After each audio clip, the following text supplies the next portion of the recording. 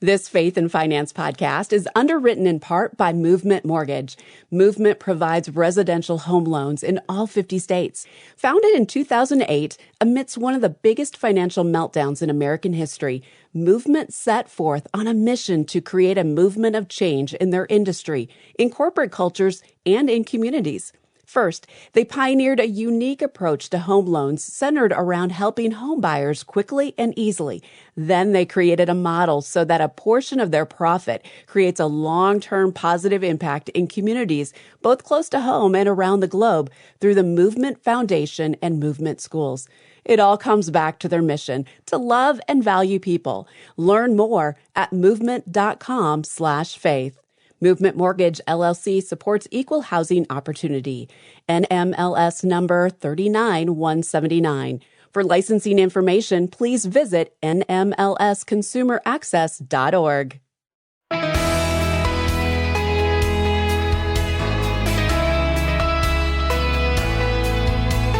Did you hear the one about the mortgage broker who always ate lunch alone? Yep, turns out he was a loner. Hi, I'm Rob West. All right, a bit of levity to start the program today, but you know what's serious business? Buying or selling a home. Are spring and summer still prime seasons to jump into the market?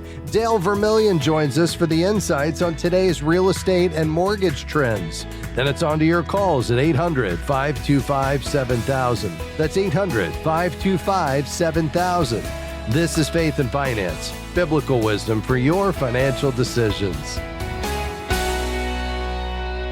Well, our guest Dale Vermillion is a great friend. He's an expert on all things real estate and the author of Navigating the Mortgage Maze, the simple truth about financing your home. Dale, great to have you with us. Rob, always great to be with you. Thanks for having me. Absolutely. Dale, spring and summer have long been considered peak seasons for buying and selling homes. Is that still the case here in 2025? You know, it is. Seasonality isn't anything like it used to be. It used to be in the wintertime we had very low numbers, but that's not the case anymore because so many people buy online nowadays. But it is still a peak season because I think the spring just brings people out to want to have new things and settle in new places and move places. So there is lots of activity right now. Yeah. Also, they want to get in place before the next school year starts up, right? That's exactly right. And we're seeing right now an interesting market. Listings are up over 700,000, which is the highest we've seen in a long time. That's 33% more homes than last year that are available. We're seeing a lot of new home sales, about 76,000 new home sales just in the last 30 days that are getting ready to close. So that's good news. The bottom line is there is a great time to buy right now because there's more inventory, but there's less buyer competition because we're seeing a lot of people come out to sell, but we're not seeing so many come out to buy. So if you're looking to buy a home, this might well be the best time since 2021. Yeah, a buyer's market. Interesting. Well, sales, of course, no longer come as effortlessly as they did in recent years. So how can sellers then rise above the noise, Dale, and stand out in today's market? Yeah, a couple things. You got to price right from day one. That's absolutely critical. Now, that's always, hard to know what that number is going to be, but you can do an appraisal to know what your home's worth. You can look, of course, at listings to see what the market's doing. You want to get an experienced local agent that knows what they're doing, that can help guide you through that process. We always recommend that. And make sure that you've got the home sale ready. That's key, particularly nowadays because so many people are going online. They're doing those 360 views on camera. You want to make sure that everything is bright and light and clean and organized and you're getting rid of any excess things you need to have. Curb appeal on the outside, very, very important. You just need to make sure that you get the house ready for selling and make it look as good as it's ever looked. Yeah, that's really helpful. All right, let's talk about the other side of the transactions. How do buyers prepare for this season? Well, first and foremost, what you need to understand about being a buyer is when you go to get quote-unquote pre-qualified, you don't want to get pre-qualified because a lot of times pre-qualification means that they're going to tell you what they believe you qualify for without verifying all of your information. You want to get what's called a pre-approval. This is something that's going to put you in a better position with both the sellers and with the agents. A pre-approval is where you complete your entire application, you provide all of your income documentation, your credit, and your verifications of all of your down payment money. And then remember, and this is always critical, we talk about this all the time, be budget-minded. Don't just ask them, what do you qualify for? They're going to qualify you on a debt-to-income ratio. You may not be able to afford that payment. Do a budget, determine what you can afford comfortably, make sure that you don't make an emotional decision, make a logical decision, and be in prayer. Take this to the Lord and make sure that you feel good about the decision. That's great advice. Just about a minute left, Dale. Obviously, the question everybody's been waiting on, will this be the year mortgage rates drop, assuming they've been waiting for that? What do you think? We don't expect to see a whole lot of change in the mortgage rates. Now, the Fed rate's going to go down because there's a lot of pressure there. We expect already to see 3 drops this year. But remember, that affects more credit cards, short-term loans, auto loans, personal loans, those kind of things. What drives the mortgage market is the 10-year Treasury note, the bond market. You've got to look at that. So if you watch the trends there, you're going to see what rates are doing, and those won't change till inflation gets better. As inflation improves, rates will improve also. So if rates aren't coming down anytime soon, this may be the time, if you're a buyer with more listings on the market, for you to go ahead. Just make sure you check that budget, only buy what you can afford, and trust the Lord. Dale, we appreciate your time, my friend. Always great to be here. God bless, my friend. That's Dale Vermillion, author of Navigating the Mortgage Maze. Stick around.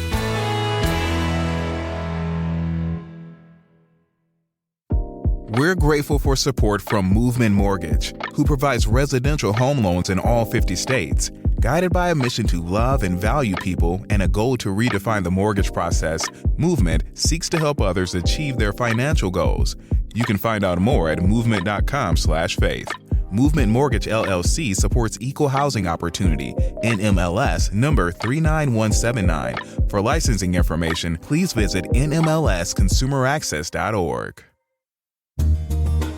Faith and Finance is grateful for support from Sound Mind Investing.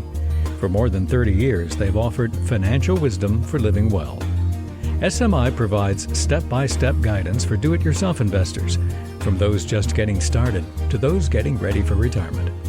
More information, including a short video webinar on profit and peace of mind no matter what's happening in the market, is available at soundmindinvesting.org.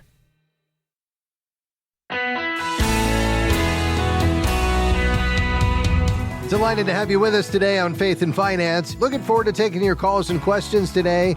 Whatever's going on in your financial life, perhaps you're considering retirement, wanting to know, what do I do with my investments? Or maybe it's that spending plan, or how much to give and where. And as you wrestle through all of these questions, and they're good questions, we would love to come alongside you to provide some encouragement, some practical suggestions, and always rooted in biblical wisdom. So if you have a financial question today, the lines are open. You can call right now. We'll begin diving into those here in just a moment. Call 800-525-7000. Any financial question today, again, that number, 800-525-7000, and we'll look forward to tackling whatever is on your mind today. Before we dive into those questions in the news today, paper checks are nearing their official end. That's right. Last month, President Trump signed an executive order requiring all federal agencies to transition to electronic payments by September 30. This means no more paper checks for Social Security, tax refunds, or other government disbursements. The administration cited cost, fraud risk, and inefficiencies as key reasons. Agencies will now use direct deposit, digital wallets, and real-time transfers. So therefore, Americans have to set up digital payment methods, with few exceptions for the unbanked. Government payments to the Treasury, like taxes, fines, and fees, must also go digital as well. The shift isn't surprising. A 2024 Go Banking Rates survey found that nearly half of Americans didn't write a check in 2023. Many retailers, including Target, have stopped accepting them, though mobile apps like Venmo and Apple Pay dominate among young adults. Some older and low-income Americans still rely on checks and are most vulnerable to fraud. While checks date back to the 11th century and peaked in popularity post-World War II, they've declined by 75% since the year 2000. Experts say they may linger, but they still are becoming more and more rare. Obviously, you're going to see them for high-value payments like donations or some home purchases. But still, the trend is clear. The checkbook's days are numbered. I don't know about you, whether you've written a check recently or not. I don't hardly ever write checks. I know of one check I write every year. My trash collection company, when they come to get the Christmas tree, I literally have to put a check in a Ziploc bag and tape it to the tree. And that is how they get paid to pick up my Christmas tree each year. Other than that, I can't think of a check I've written in the last year. So I guess it's true. But perhaps you have a way that you still use checks. You can share that with us when you call today, taking your financial questions. Again, anything in play today, the number 800-525-7000. Again, that number is 800-525-7000. Always a joy to be able to hear what's going on in your financial life and be able to encourage you in your role as a steward. We know that stewardship is about faithfulness to opportunity. So we've all been entrusted differing amounts. The question is, what does it look like for us to be faithful moving forward from this point? Let's dive right in. Hi, Ann. Thanks for calling from Chicago. Go ahead. Hi. Thank you for taking my call. Sure. I just recently retired, so I have a pension check, and I just received a check of the last amount that I should get of $20,000, and I really don't know what to do with the $20,000 right now. I have a Roth, I have a little savings, I have annuity that I'll probably be able to get next year at 59. I think I have 2 or 3 annuities. So the 501, what is the K? 401k? Those 401k, I'm sorry. Yeah, sure. And I haven't really taught, to a financial planner to even know what my status is on that right now, hearing things about the market. But I don't know what to do with my $20,000. All right. Well, it's a good problem to have. Better to have $20,000 you don't know what to do with than a bunch of bills you don't know how to pay for. So I think you're in a good spot there. I would agree. I think a financial advisor is really a key next step for you because you're recently retired. You've got, it sounds like, a number of retirement assets, and you've spent your lifetime amassing this wealth. The last thing we want to do is just put it on autopilot. So I think connecting with a certified Kingdom advisor there in Chicago could be a really great next step. You can do that at our website, faithfi.com. Click Find a Professional, and I'd interview 2 or 3 to find the one that's the best fit. But let's get back to your original question. So what do we do with this $20,000? Is it taxable? I'm assuming it is. Yes, they took money out of it already. Okay, got it. So what you have left over is around 20? 21, exactly. 21. Okay, great. And do you have what I call an emergency fund, 3 to 6 months expenses and savings? Not really, no. Okay. I don't. So I think you do now.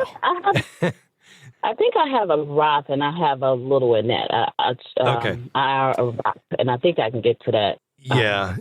I think the key is, though, with retirement accounts like a Roth or a 401k, you really want to keep them invested. I mean, you should have a nice mix of stocks and bonds, and, you want to let that continue to grow for you. If at some point you needed to draw an income from any of those to supplement whatever other income sources you have, I think that's great.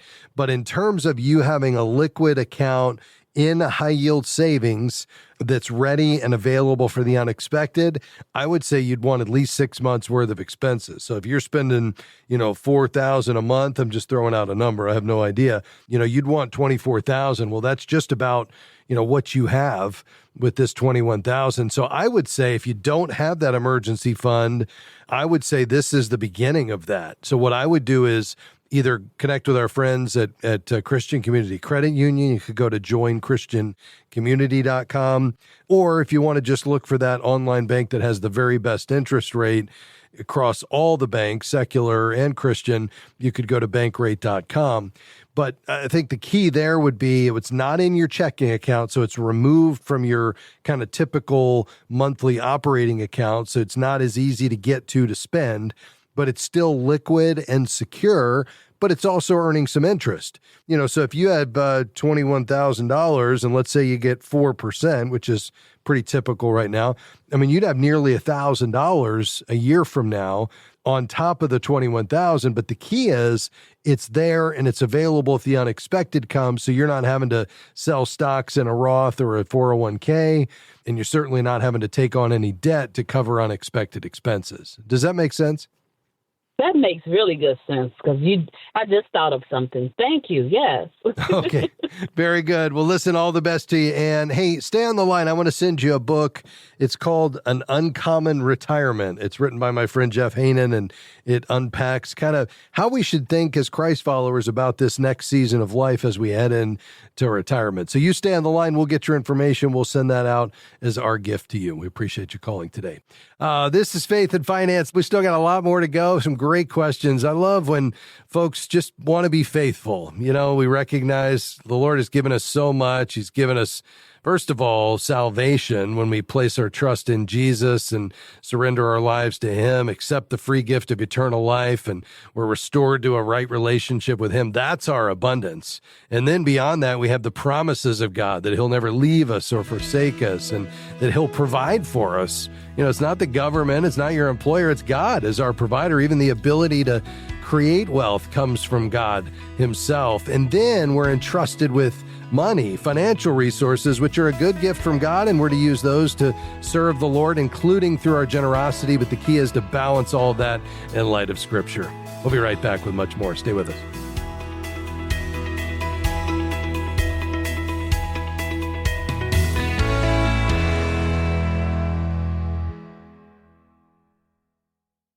What if managing your money could actually draw you closer to God? What would happen if we began to see God as our ultimate treasure? The Faith by app helps you do more than budget. It helps you integrate your faith in financial decisions for the glory of God. With easy-to-use envelope features, top biblical financial content, and a supportive in-app community, you'll learn to steward God's resources wisely and grow in generosity. Download the Faith by app today from your app store or visit faithby.com and click app.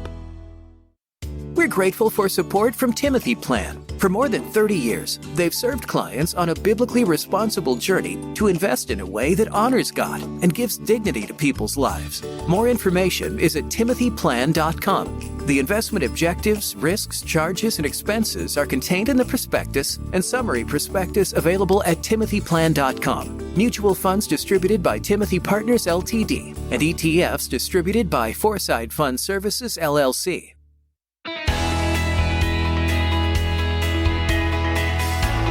Hey, thanks for joining us today on Faith and Finance. I'm Rob West. I'm so glad you're here today. We're looking forward to diving into whatever's on your mind and your financial life today. Hopefully, we can be an encouragement to you together. Find God's heart as you make those very practical financial decisions and choices that you're facing today. The lines are open. We're ready for you. 800-525-7000. You can call right now. Let's go to Oklahoma. You know, we started today by talking about the fact that the federal government is, by September 30th, going to eliminate all paper checks and go to electronic payments only. And we were asking the question, how many checks do we really write these days? Joe, you've got an answer to that. Tell us about the checks you're writing. I write one check every Sunday to tie it to my church. Yeah. And if it goes electronic, I don't know how I would track it. Yeah. Well, no, checks aren't going away. I think people are using them less and less. The government's getting rid of them, but you still have the ability to write them. I'll tell you, a little quick story on that.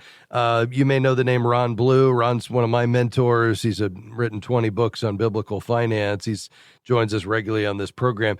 He had moved to online gifts for his church and really just felt like he was detached from it and detached from the giving. And he said, you know what, I'm going to change this. We're going to go back to paper checks. And here's how they do it. Now, Ron gets, because he's written books, he gets royalty checks. And so he doesn't have a predictable amount of income. It changes week to week. So what he does is on Sunday morning, he comes down to breakfast. He brings a 3x5 card with any income they've received during the week. He lays it on the table. He and Judy pray over it. She writes out the check. They celebrate God's provision, and then they take that check to church, and give it to as their tithe. And they've just found that approach is more worshipful, and more hands-on, which perhaps is, why you still enjoy writing a check at church, huh? Absolutely. Yes, it's the connection for sure. Yeah, interesting. Love it. Well, Joe, thanks for weighing in. If you're going to write a paper check, I can't think of a better reason to do that than for your tithe. 800-525-7000 is the number to call. We've got lines open, taking your financial questions today. By the way, if you want to share whether or not you write checks anymore, do that when you call. Let's go to Indiana. Hi, Bill. Go ahead. I just have a quick question. As I'm getting closer to having my home paid for, you're aware, I'm sure, that you got a homestead credit and a mortgage credit for taxes, property taxes. Is it better to keep a outstanding balance on your mortgage to keep that credit, or just have deed in hand and pay the increased taxes? Yeah, no, I would not hang on to a mortgage specifically because of the deduction. I mean, first of all, there's a limited benefit to that, mainly because most people with the higher standard deduction, even with their mortgage interest, don't get above it. And that's why 90% of filers still take the standard deduction. So there's questions about whether or not you're even getting any benefit at all. And that has to do with whether or not you itemize. But even if you do, let's say you're in a 22% bracket, I mean, you're only getting 22% of every dollar in savings. And so you're still, at a net loss there. So I wouldn't pay interest purely for the deduction. And with the homestead exemption, you've got to own and occupy the home, but that doesn't mean you have to own it outright. So there's not any benefit there to having deed in hand in terms of qualifying for that exemption. Does that make sense? Yes, it does. Thank you for your time. God bless you. All right, and you as well. Hey, I love the idea of you being debt-free, Bill. That's awesome, and we appreciate your call today. We've been talking about whether or not we write checks anymore, and we got onto online versus check writing when it comes to giving at church. Guy, I know you have some thoughts on that there in Missouri. Go ahead, sir.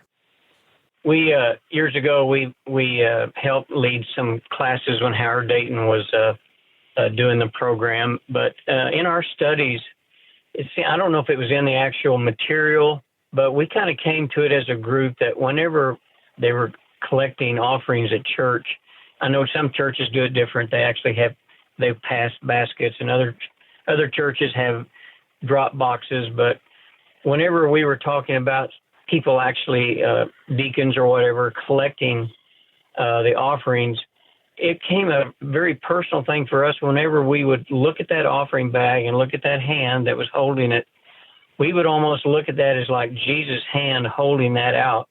And it became very personal for us as we gave into that basket, that it was giving, almost just like giving to Jesus himself. I know it's kind of a stretch, but that's kind of follows along. I missed it a little bit. I think you were talking about Ron Blue and how it was personal. But I'd be curious, too, of how many, I know you can't do this on the radio, but how many people over the age of, say, 65 or whatever still write a lot of checks? We do. Yeah. But I know a lot of people don't, so. Well, it's a good point, and I think when it comes to giving, it is very personal, and, I think I know a lot of folks. I mean, we've moved to online giving, and I think there is some element of it. It just kind of churns in the background. You almost forget about it, and there's, this kind of worshipful experience of bringing the whole tithe to the storehouse kind of with you on Sunday that you miss, even though, you could say, well, it's more efficient and so forth. But I'm with you. I can totally see how you would want to do that kind of as a tangible expression of your worship in your giving. I think what we're seeing clearly is with the younger generation, they're just so accustomed to paying for everything electronically, whether it's Venmo or Cash App or, Apple Pay. And, they just do, that's how they do their giving. They automate everything. And, I think there's some question as to, you gain a lot of efficiencies in that. Are we missing kind of an aspect of the worship when it comes to our giving? And I think that's something